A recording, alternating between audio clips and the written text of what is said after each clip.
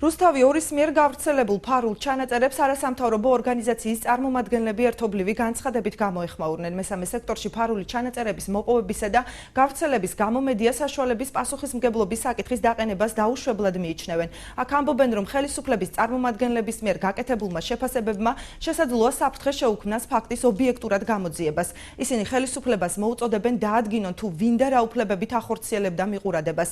კახა კოჟორიძის თქმით, მიზანშეწონილი იქნებოდა მასალების გასაჯაროვებამდე რუსთავი ორის ჩანაწერში მონაწილე კერძო პირების საქმის კურსში ჩაეყენებინა. შეგახსენებთ, რომ 10 მაისს რუსთავი ორის ეთერში გადაცემაში განსხვავებული აქცენტები მაყურებელმა საპარლამენტო უმცირესობისა და უმრავლესობის, მთავრობის წევრებისა და ბიზნესმენების სატელეფონო საუბრების ფარული ჩანაწერები იხილა.